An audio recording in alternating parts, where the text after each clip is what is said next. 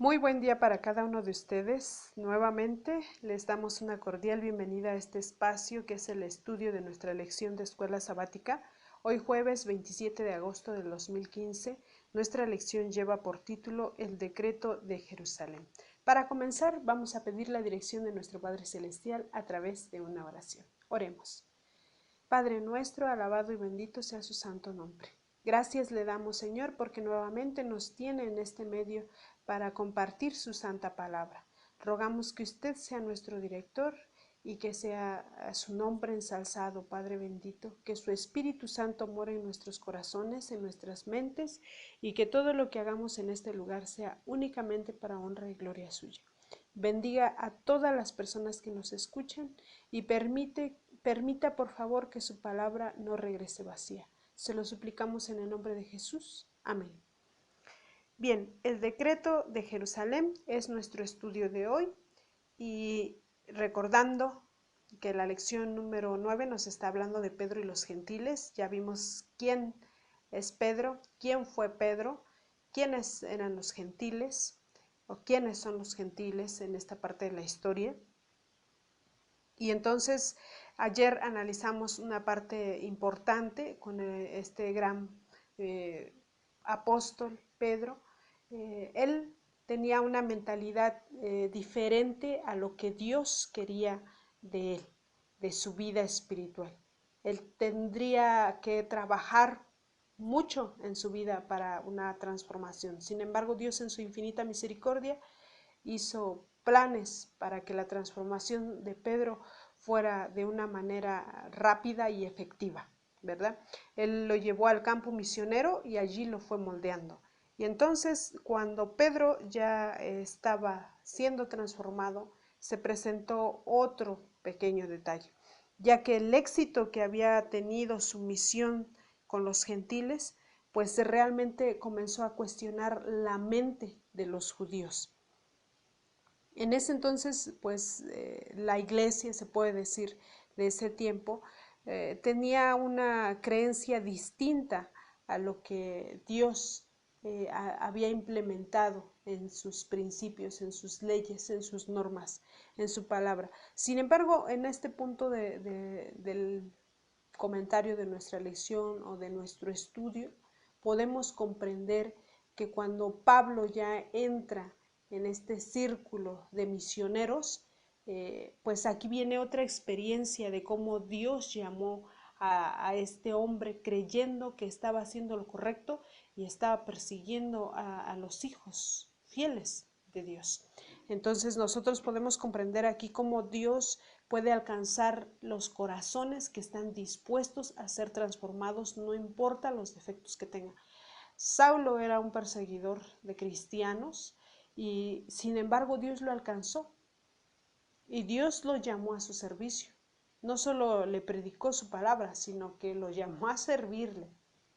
Y gracias a ello, pues nosotros podemos conocer ahora muchas historias en diferentes partes del mundo a los cuales fue enviado Pablo, que anteriormente se llamó Saulo de Tarso.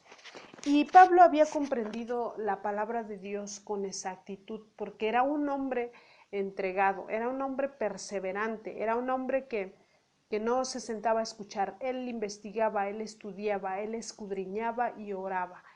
A partir del encuentro que tuvo con nuestro Señor Jesucristo, él se dedicó a vivir para Cristo. Y entonces, si nosotros hemos estudiado su historia, sabemos que tuvo muchas luchas con su propia persona o con su propia personalidad o sus defectos de carácter. Él luchó bastante con eso. Sin embargo, él siempre utilizó esta frase hermosa para honra y gloria del Señor, que dice: todo lo puedo en Cristo que me fortalece.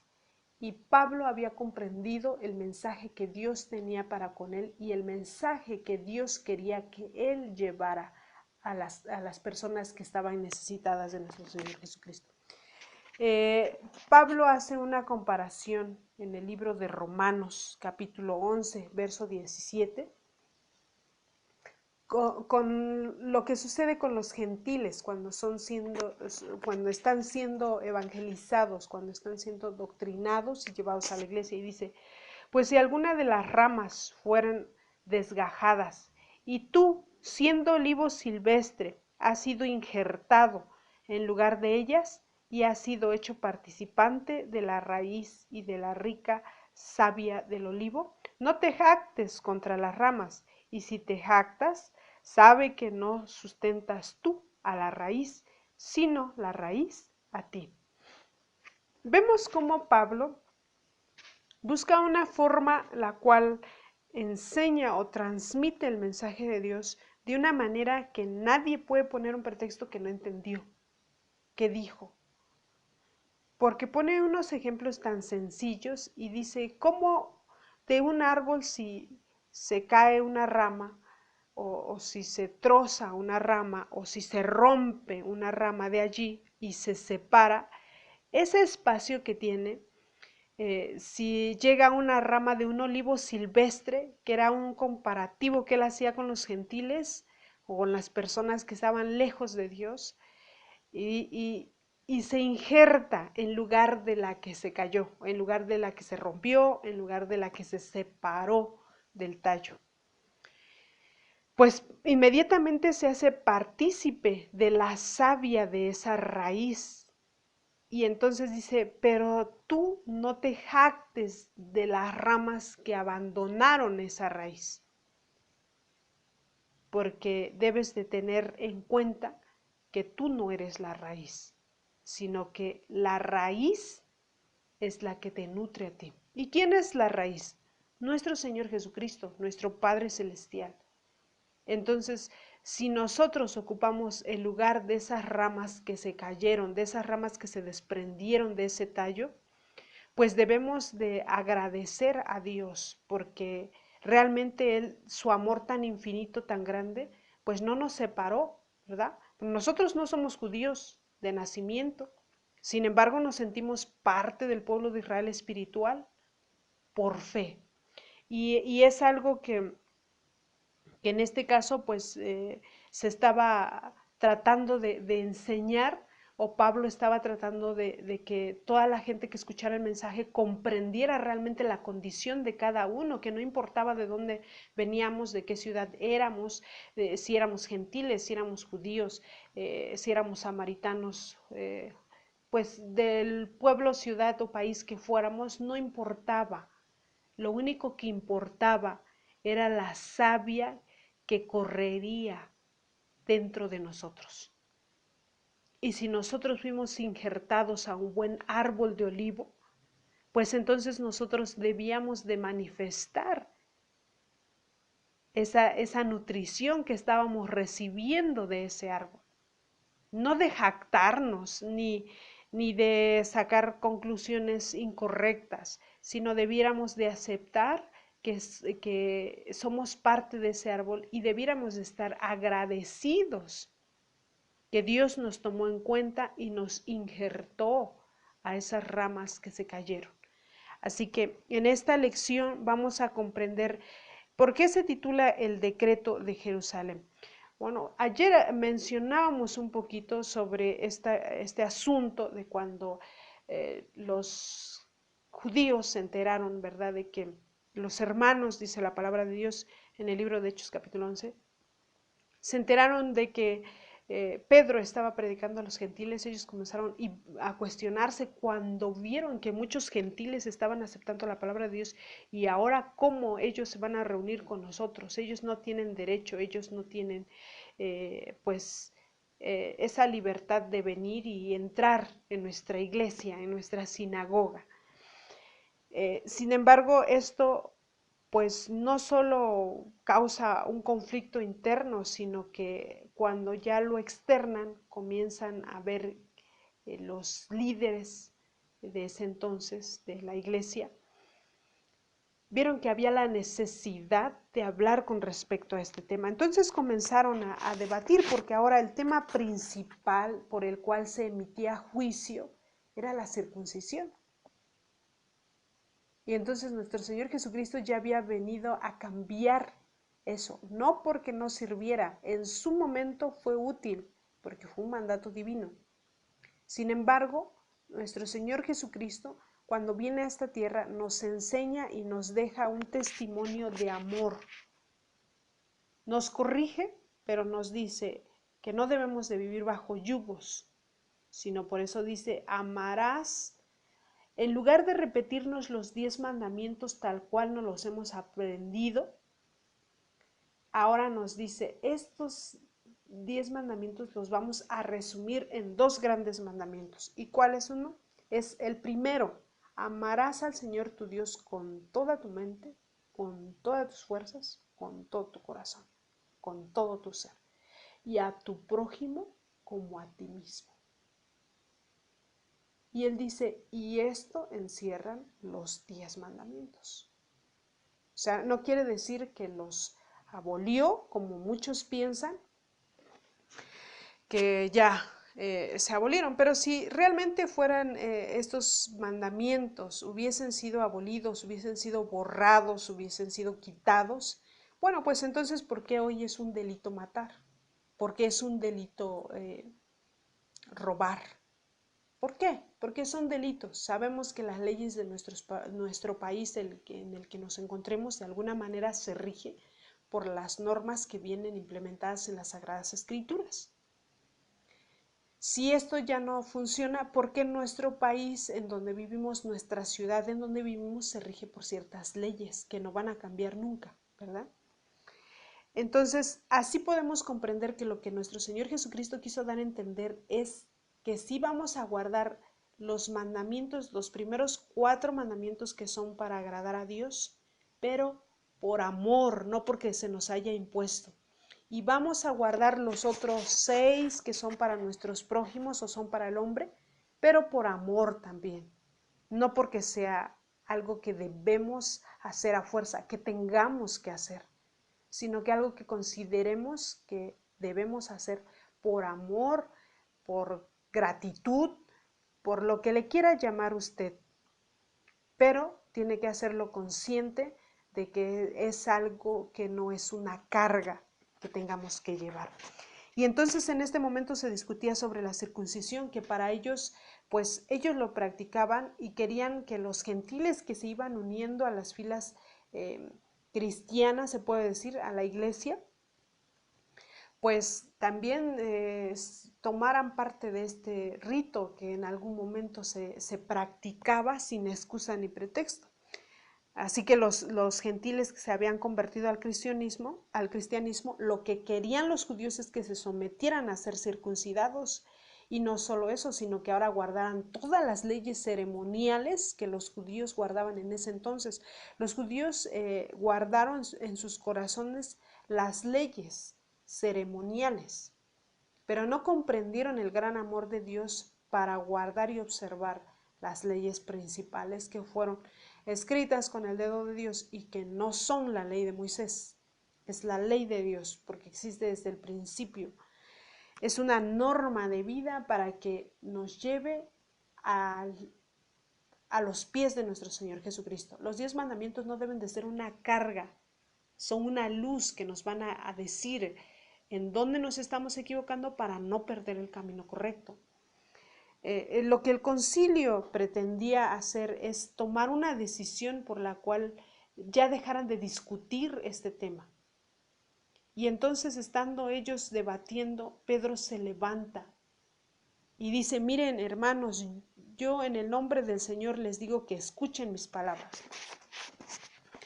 Cuando a mí me tocó ir a ver a Cornelio, yo tuve esta experiencia y yo vi el poder de Dios en los gentiles. Y lo dice el espíritu de la profecía en el libro de la historia de la redención, página 303. Dice las palabras que dijo Pedro: el descenso del Espíritu Santo sobre los gentiles no equivalía al bautismo. Los pasos requeridos en el proceso de la conversión en todos los casos son: número 1, fe; número 2, arrepentimiento; número 3, bautismo. Por eso la verdadera iglesia cristiana está unida, tiene un Señor, una fe y un bautismo. Los diversos temperamentos se modifican por virtud de la gracia santificante y los mismos principios distintivos regulan la vida de todos. Pedro accedió a los ruegos de los creyentes gentiles y permaneció con ellos por un tiempo para predicar a Jesús a todos los paganos de la comarca. Pedro, antes de que nuestro Señor le mostrara en visión el pergamino que descendió o el lienzo que descendió del cielo y que fue recogido igual con animales inmundos y que él tendría que comer, él comprendió lo que Dios quiso decirle. Él comprendió el mensaje de Dios. Y a partir de ese momento él cambió su mentalidad. También en algún momento fue de la misma mentalidad que lo eran los judíos en este debate. Sin embargo, cuando Pedro ve esta visión, él comprende realmente el mensaje de Dios. Cuando Pedro les dice y les platica todo lo que vivió y les dice, y cuando yo fui y prediqué, hablé con Cornelio, me entrevisté con él y estaba toda su familia y sus amigos y prediqué el testimonio de nuestro Señor Jesucristo y yo ni siquiera había terminado y fui interrumpido por el derramamiento del Espíritu Santo sobre ellos y ellos recibieron al Espíritu Santo al igual que nosotros. Entonces los discípulos al escuchar ese informe pues quedaron en silencio, quedaron callados y quedaron convencidos de que la conducta de Pedro estaba plenamente de acuerdo con el plan de nuestro Padre Celestial y que los antiguos prejuicios que tenía Pedro y su exclusividad debían ser totalmente desarraigados por el Evangelio de Cristo. Y los discípulos pensaron en hacer lo mismo, quitarse los prejuicios, quitar la exclusividad y poner en práctica el Evangelio, el testimonio que dejó nuestro Señor Jesucristo. Entonces, oídas todas estas cosas que Pedro les platicó en este lugar en donde se llevó a cabo este concilio, pues ellos, en lugar de seguir discutiendo, glorificaron a Dios, diciendo de manera que también a los gentiles ha dado Dios arrepentimiento para vida. Esto lo podemos encontrar en Historia de la Redención, página 304. Y nosotros podemos aprender mucho de esta hermosa lección, de este gran testimonio. Y podemos entender aquí que en el libro de Hechos, capítulo 15, en los versos 1 al 35, nos habla de todo esto que estamos analizando, de que estamos comentando, y de cómo ellos comenzaron a planear la forma en la que iban a resolver este problema. Y cuando Pedro se levanta y da su discurso, pues Pedro estaba siendo dirigido por el Espíritu Santo, así que su discurso que él dio, sus argumentos y todo lo que él expresó en ese lugar, fueron escuchados. Entonces, pues la única conclusión que ellos tomaron después de esto es que mandaron a Pablo, a Bernabé y a otros discípulos a predicar ahora sí el mensaje tal cual Dios quería que se predicara. Entonces lo que ellos dijeron, bueno, pues entonces, ¿qué es lo que vamos a enseñar ahora? ¿Es necesario que ellos se circunciden y pues que guarden la ley de Moisés? ¿O qué es lo que les vamos a decir? Y cuando dijo Pedro, Dios es el único que conoce nuestros corazones. Y si Dios nos dio el poder del Espíritu Santo a nosotros y se los dio a los gentiles, ¿quiénes somos nosotros para estar juzgando o para estar emitiendo esta clase de juicio hacia los gentiles? ¿Por qué tentáis a Dios? Dice el versículo 10 del capítulo 15 de Hechos. ¿Por qué tentáis a Dios poniendo sobre la cerviz de los discípulos un yugo que ni nuestros padres ni nosotros hemos podido llevar? Y a veces así nos encontramos en nuestras iglesias. A veces cargamos yugos y queremos pasarle ese mismo yugo a un nuevo creyente, a un nuevo converso, sin nosotros haber logrado llevar ese yugo. Y entonces este es el momento de que igual nos toca reflexionar qué estamos haciendo, cómo lo estamos haciendo, si somos dirigentes de una iglesia, si tenemos algún cargo, alguna responsabilidad, si somos miembros de una iglesia, somos responsables de lo que estamos predicando, de lo que estamos enseñando y cómo lo estamos enseñando. Entonces, nuestro Señor Jesucristo nos vino a enseñar una forma sencilla de vivir el Evangelio y es con amor. Con amor todo es más sencillo. Porque si cargamos ese yugo, no vamos a lograr llegar al objetivo. Vamos a fallar en algún punto y nos vamos a condenar nosotros mismos. Dios es un Dios de orden. Dios es un Dios celoso. Y entonces, lo que tratan de decir aquí estos apóstoles que fueron iluminados por el poder de Dios a través del Espíritu Santo, es que si Dios reedificó el tabernáculo de David y reparó las ruinas y las volvió a levantar, no se refería a una estructura, se refería a su pueblo, se refería a su creación. Y entonces dice, esto era para que el resto de los hombres buscara al Señor. Y es así como llegamos a los gentiles. No vino nuestro Señor Jesucristo solo a morir por unos cuantos, vino a morir por todo aquel que quiera la vida eterna. Así que por el cual ellos dijeron, pues hay que quitarnos ese yugo, hay que dejar de juzgar a los gentiles. Lejos de juzgarlos, hay que ayudarles a acercarse. Entonces ellos comenzaron tomaron un acuerdo de que lo que tenían que hacer es que ir a esos gentiles y decirles que ellos debían de separarse de sus costumbres que tenían, de sus costumbres paganas, de los sacrificios a los ídolos que hacían, de todas las ceremonias paganas que ellos hacían, de eso debían de separarse, porque así lo dice la palabra de Dios y eso lo podemos leer en los versos 27 en adelante del capítulo 15. Le vamos a dar lectura. Así que enviamos a Judas y a Silas, los cuales también de palabras os harán saber lo mismo, porque ha parecido bien al Espíritu Santo y a nosotros no imponeros ninguna carga más que estas cosas necesarias. No vamos a imponerle todas las leyes ceremoniales que festejamos nosotros, solo lo que Dios desea que ustedes hagan. Y entonces dice el verso 29 del capítulo 15 del libro de Hechos: que os abstengáis de los sacrificios a ídolos, de sangre, de ahogado y de fornicación, de las cuales cosas, si os guardareis, bien haréis, pasadlo bien. Así pues, los que fueron enviados descendieron a Antioquía y reuniendo a la congregación, entregaron la carta.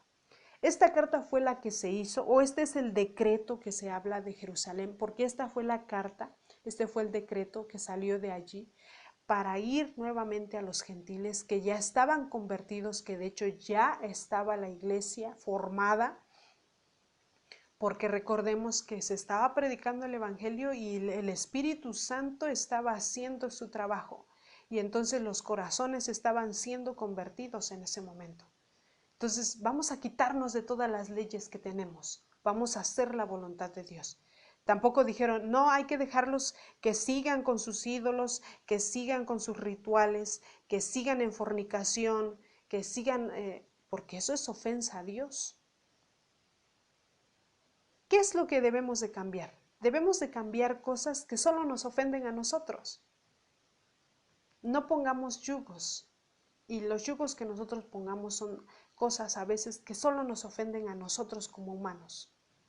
Lo que sí debemos de preocuparnos por cambiar y ayudar a cambiar son las cosas que ofenden a nuestro Padre Celestial. Y es por eso que sale este decreto de Jerusalén, hacen cartas, este concilio que se lleva a cabo en Jerusalén. Cuando escuchan el discurso de Pedro, ellos dicen, está bien, aceptamos eso. Si Dios le dio la oportunidad a los gentiles, nosotros no somos nadie para oponernos. Así que vamos a hacer una carta en donde se les escriba a nuestros nuevos hermanos en Cristo que tienen que apartarse de sus costumbres paganas para agradar a Dios.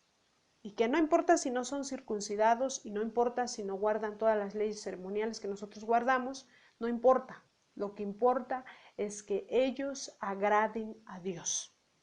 Y ese es el mensaje que nosotros debemos de dar también. Este tema de la circuncisión pues fue bastante conflictivo en este momento, en este tiempo, porque era algo que ellos tenían como una tradición pero muy importante para ellos. Así que cuando se desata todo esto, pues lo único que hacen es buscar una solución, pero conforme al propósito de Dios. Entonces se establece este decreto, pero no un decreto de condenación otra vez, no un decreto de señalamiento, un decreto de exhortación con amor de parte de Dios. ¿Y por qué? Porque ellos habían comprendido lo que Dios quería y lo que Dios necesitaba que hicieran como misioneros, como discípulos, como apóstoles, como seguidores, como evangelistas. Así que aunque había valores que ellos pues respetaban, pero aparte tenían sus costumbres y era lo único que ellos vieron, pero esto lo pudieron analizar porque el Espíritu Santo estaba con ellos.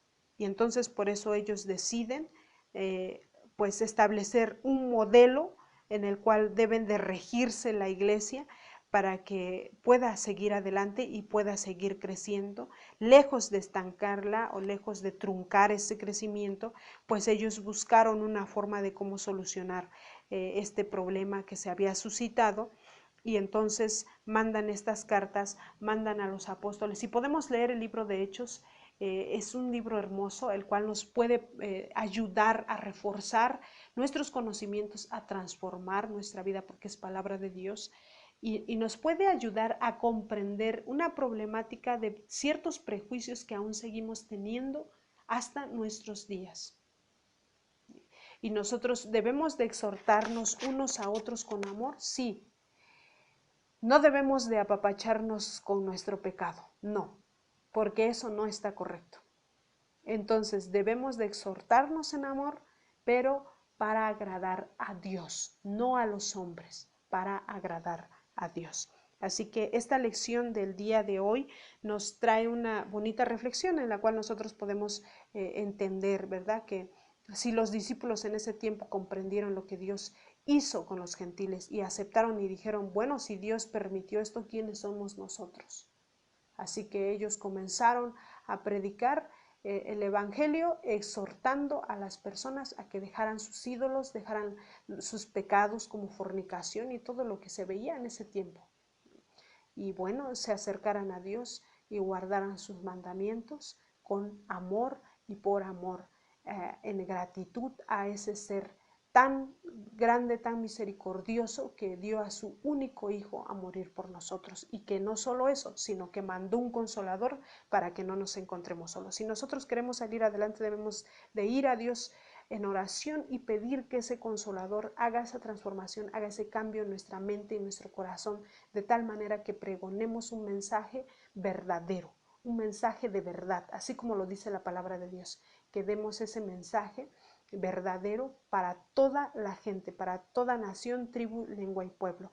Dios no hace excepción de personas, no metamos costumbres o leyes humanas como yugos a los nuevos conversos. Al contrario, prediquemos, exhortemos con amor, que transformen, que cambien sus vidas, pero para agradarle a Dios y no a nosotros. Pues le agradecemos a Dios el que nos haya permitido una nueva lección, una nueva reflexión en este día, y esperando, ¿verdad?, que su palabra nos ayude a transformar nuestras mentes para honra y gloria de su nombre. Esta es una cortesía y producción de Ministerios Life Radio y Noches de Esperanza Ministries. Si Dios nos permite, nos escucharemos el día de mañana. Les invitamos a visitar nuestra página web, que es www.nochesdeesperanza.net. Pueden dejar en la sección de mensajes sus preguntas, mensajes, pedidos de oración, y con gusto daremos respuesta y atención a ellos. Les deseamos un excelente día y que Dios les bendiga a cada uno de ustedes donde quiera que se encuentren.